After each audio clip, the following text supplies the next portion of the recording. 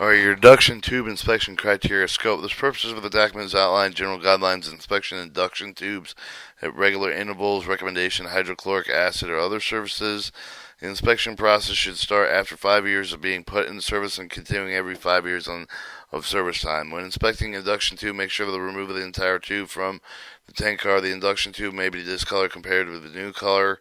Blue green discolorization of the tube of the hydrochloric surface is to be expected. Inspect the education tube length of the exposed excessive bowing.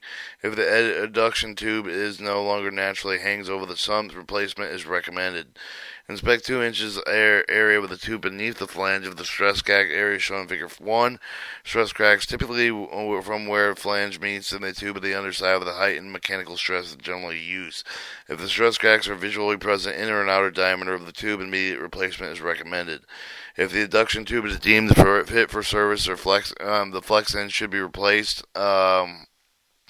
It is recommended the flex end be replaced every 5 years. The dip tube every 10 years. Induction tube can be used after a listed recommended lifespan. At equipment owner discretion. If part is inspected to be above criteria. All right, bleach and bleach-like surfaces. Bleach and bleach-like surfaces are not limited to bleach, sodium hypochlorite, or sodium chlorite. Other surfaces of the commodities result in the chlorine byproduct. The inspection process starts every 5 years, being put in the surface well. Most induction tubes in the surface last much longer than initial 5 years. Instances have been found with the tubes that have the sign needed to be replaced. When inspection induction tube, make sure to remove the entire tube from the tanker car. The induction tube may be discolored compared to the new tube. Inspection induction tube lengths of the excessive bowing. Inspect 2-inch area of the tube beneath the flange for stress cracks and chemical attack as shown in Figure 1.